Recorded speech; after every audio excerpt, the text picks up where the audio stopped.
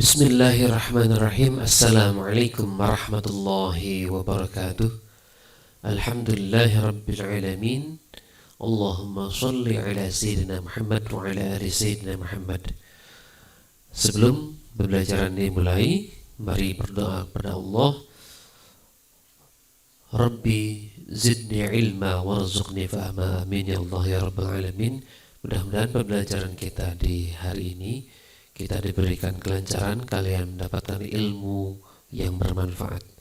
Dunia dan akhirat bisa kalian manfaatkan dan bisa berdampak pada kehidupan kalian, keimanan kalian, mencapai kebahagiaan dunia dan akhiratnya. Amin ya Allah ya rabbal alamin. Masih ingatkah kalian dengan rukun iman? Rukun iman ada berapa? Sudah dijelaskan, sudah dihafal, sudah dites satu persatu di pertemuan minggu yang lalu. Mudah-mudahan kalian hafal ini. Nanti akan ada soal tentang rukun iman juga yang akan Bapak bahas pada kesempatan kali ini, tetap berkaitan tentang bab 7, yaitu keimanan terhadap qada dan qadar. Rukun yang keenam ini akan Bapak lebih explore, lebih luas menjelaskannya. Setiap orang dalam mengimani, mempercayai, meyakini tentang qada dan qadar oleh Allah itu harus keseluruhan. Rukun iman yang 6 wajib dipercayai, diimani, diyakini keenam-enamnya. Tidak bisa hanya parsial atau sebagiannya saja, salah satunya saja, atau qada dan qadar itu yang baiknya saja. Yang enggak baiknya, Bapak aku sakit, enggak diterima, salah. Keimanan kita itu dipertanyakan. Saya berimannya kepada Allah saja, tapi saya nggak beriman pada malaikat karena saya nggak mau ada yang mencatatkan amal jelek saya. Nggak bisa, nggak ada tawar-menawar. Keenam, rukun iman ini wajib diyakini seluruhnya, tidak bisa sebagiannya saja. Semuanya sudah menjadi all in, menjadi satu kesatuan, tidak bisa dipisahkan. Lanjut. Di minggu kemarin pun sudah dibahas tentang pengertian qada dan qadar sampai ke contohnya. Dan inilah pengertian qada, yaitu suatu kepastian, ketetapan, ketentuan Allah Subhanahu wa taala sejak zaman ajali. Artinya zaman ajali itu zaman sebelum segala sesuatunya diciptakan. Hanya Allah satu-satunya yang membuat suatu rencana yang sangat besar. Siapapun di antara kalian, si Anu bakal ranking 1, bakal lahir di Sumedang, bakal sekolah di Sukoharja 2. Bahkan dunia ini belum diciptakan, surga dan neraka belum ada, tapi rencana Allah untuk sampai nanti ke kiamat itu sudah dituliskan. Kapan terjadinya kiamat itu sudah ada ketentuannya, sudah dibuatkan oleh Allah Subhanahu wa taala, yaitu sejak zaman ajali. Sudah Allah siapkan, sudah Allah rencanakan yang baik buat kalian, yang buruk buat kalian sebagai ujian. Kalau baiknya, apakah kalian akan jadi sombong? Yang buruknya, apakah kalian akan sabar? Bagaimana kalian akan menghadapi semua kemungkinan yang akan kalian hadapi dalam hidup ini? Itu sudah ditentukan oleh Allah. Allah ingin tahu sejauh mana keimanan kalian, bagaimana kalian menyikapi setiap ketentuan Allah itu. Apakah kalian kuat imannya atau lemah imannya? Itu yang namanya qada. Ketentuannya, keputusannya, ketetapan Allahnya sudah ada sebelum terjadi, sebelum yang Allah siapkan itu tercipta. Contohnya, kiamat belum terjadi, tapi keputusan oleh Allah, ketetapannya, kapan waktunya itu sudah ditentukan oleh Allah. Kapan kalian akan meninggal nggak ada yang tahu, tapi itu sudah ada keputusannya, sudah ada qadanya. Jadi qadanya sudah ada. Dengan siapa kalian berjodoh, berapa punya anak lahir di pasangan kalian, nggak ada yang tahu, tapi itu sudah diputuskan, ulah ditetapkan oleh Allah. Yakin bahwa sejelek apapun diri kita, pasti akan ada jodohnya. Sebodoh apapun diri kita, pasti akan ada miliknya. Bahkan hewan yang melata sekalipun sudah ditentukan oleh Allah dengan rezekinya, dengan kapan waktu hidup dan waktu matinya, dan bagaimana dia berupaya berusaha untuk bekerja untuk mengisi perutnya. Kemudian kalau qadar, sama ketetapan Allah, sama keputusan Allah, sama merupakan sesuatu yang sudah Allah siapkan. Tapi kalau qadar ini sudah terjadi,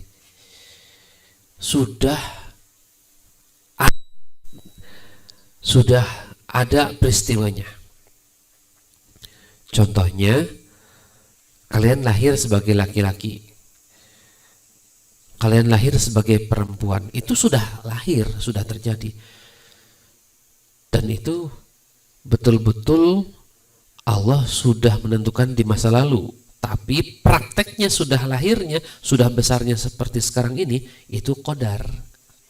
Gitu. Karena telah terjadi, nggak bisa balik lagi. Bersekolah di Sukaraja 2, ya sudah jelas. Udah kan terjadinya. Nggak bisa diulang lagi ke jadi kelas 1. Lahir di Sumedang, mengalami masa pandemi COVID-19. Udah terjadi, nggak bisa dibalik ke mesin waktu, nggak ada. Jadi qadar mah itu semuanya sudah terjadi. Contohnya sudah, kenali istilah ini. Zaman ajali tadi sudah ada, zaman tidak bermula atau tidak ada asal usulnya. Sudah keputusan Allah di sana. Abadiyun. Jadi sesuatu yang abadi hanya Allah saja. Takdir sudah, ikhtiar artinya usaha, tawakal artinya berserah diri. Ini akan berkaitan dengan pembahasan di slide selanjutnya. Jenis-jenis takdir. Takdir itu bisa juga nama lain dari qadar. Yang pertama, takdir mu'allaq. Ini takdir yang berkaitan dengan upaya manusia, usaha manusia, yaitu ikhtiar, usaha atau upaya manusia. Sifatnya takdir mu'allaq ini sifatnya bisa diubah, dapat berubah, dapat berganti. Contohnya manusia sakit, kemudian dia berobat ke dokter, kemudian dia berdoa, kemudian dia sembuh. Rasa sakitnya berubah. Rasa sakitnya tidak terus-menerus. Artinya ada perubahan setelah ada upaya dan setelah ada doa. Andaikan tidak ada doa pun tapi ada upaya yang dilakukan, maka itu namanya takdir mu'allaq. Ketentuan sakitnya sudah ada, tapi bisa diupayakan, tidak hanya menerima saja. Ya Allah, aku mengalami hidup di masa pandemi. Aku nerima ya Allah, ya sudah aku hidup bebas saja tanpa masker. Tidak ada ikhtiar, tidak ada upaya, tidak ada jaga jarak, tidak pakai masker, tidak cuci tangan, tetap berkerumun. Atau setelah terkena pun, nanti juga sembuh. Enggak minum obat, enggak cari dokter. Itu bukan ikhtiar, ikhtiarnya tidak ada. Padahal takdirnya mu'allaq, bergantung juga pada upaya manusia. Ketika upaya manusianya tidak ada, keimanan kita terhadap qada dan qadar ada kesalahan. Ada sesuatu yang salah di sana. Kemudian yang selanjutnya takdir mubram. Takdir mubram sama terjadi pada manusia, tapi sifatnya tidak dapat diubah. Ketentuannya sudah terjadi. Tadi kan sudah dibahas bahwa qadar itu sesuatu yang telah terjadi. Contoh, terlahir sebagai laki-laki nggak bisa diubah. Pak, banyak yang mengubah alat kelamin, mengubah jati dirinya, tapi kan nggak punya rahim. Meskipun diupayakan sehebat apapun itu operasi, tetap tidak akan punya anak dari perutnya, dari rahimnya, karena nggak punya rahim. Jadi nggak bisa mengubah jati diri manusia. Kalau ada yang merubah, pek nanti bisa berubah asalnya laki-laki berubah jadi perempuan, dari bentuk badan segala macamnya, itu kan semuanya palsu, bukan asli. Dan itu takdir mubram, tidak dapat diubah. Kemudian bagaimana menyikapi qada dan qadar Allah? Menyikapinya hanya tinggal dua. Yang pertama, kalau yang baik bersyukur, kalau yang dirasakan kurang nyaman, tidak senang di hati, ya sabar. Begitu cara menyikapi suatu ketentuan Allah, baik kodoknya ataupun kodarnya, yang belum terjadinya atau yang telah terjadinya. Yang belum terjadinya, jodoh kalian, hidup kalian, kapan kalian meninggalnya. Yang kodarnya sudah terjadinya, kalian di Sukaraja 2 ranking berapa, hidup seperti apa, mungkin warna kulit warnanya apa, bodas teuing, hidung teuing, coklat teuing, atau bagaimanapun, itu harus diterima. Pinter teuing, pinternya bersyukur, kurang pinternya sabar, terus berupaya. Itu cara menyikapi qada dan qadar Allah.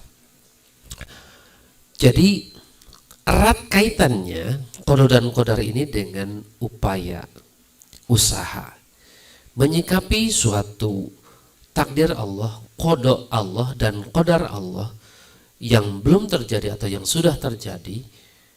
Upayakan. Kok kan qada mah nggak bisa diganti, kita tidak tahu kapan matinya, sehingga usahanya wajib terus dilakukan. Bagaimana nasib kita di akhirat nanti, ke surga apa ke neraka, kan Allah yang tahu. Nah, karena kita nggak tahu, hanya Allah saja yang tahu, maka upayanya wajib terus dilakukan, wajib harus terus dilaksanakan, berusaha bekerjanya harus terus dilakukan, dan tetap berdoa. Jadi satu, ikhtiar atau usaha, upaya. Yang kedua, doa.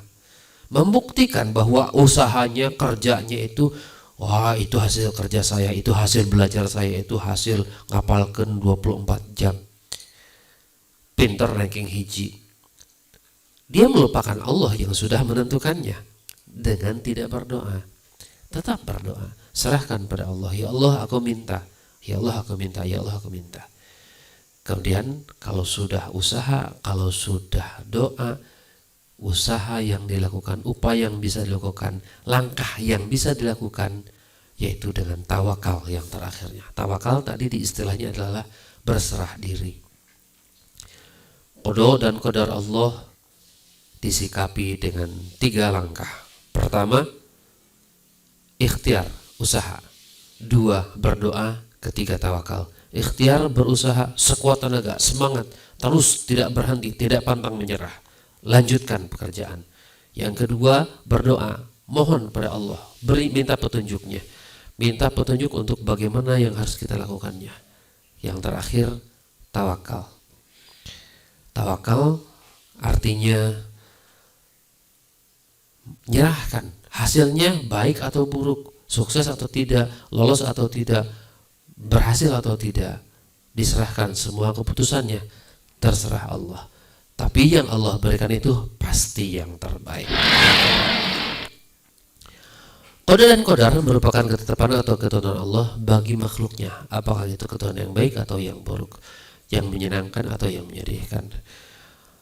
Qada lebih menekankan ketetapan Allah yang belum terjadi, dan manusia tidak mengetahui seperti apa ketetapan Allah itu. Kalau qadar atau takdir, manusia baru bisa diketahui setelah terjadi. Sebelumnya sama sekali tidak akan tahu. Kalau takdir akan berurusan dengan usaha seseorang. Begitu. Semakin hebat usahanya, akan berkaitan juga dengan hasil yang Allah akan berikan dari upaya usahanya itu, serta doa yang dia ucapkan, dia pinta kepada Allah itu. Alhamdulillah, mungkin itu yang bisa Bapak jelaskan tentang qada dan qadar. Insyaallah nanti Bapak akan sampaikan selanjutnya jika ada yang memang belum difahami, belum dimengerti. Mungkin itu yang bisa dijelaskan pada hari ini. silahkan dikerjakan LKS-nya bagian A dan B di bab 7 ini. Semoga kalian bisa mengamalkan, mempraktekkan, mengimani, meyakini tentang qada dan qadar ini di kehidupan kalian masing-masing. Ubah sesuatu hal yang jelek menjadi baik. Ubah kebiasaan yang salah menjadi baik, menjadi benar. Terima kasih. Mohon maaf pembelajaran di minggu ini dengan rekaman ini. Thank you for your attention. Astaghfirullahaladzim.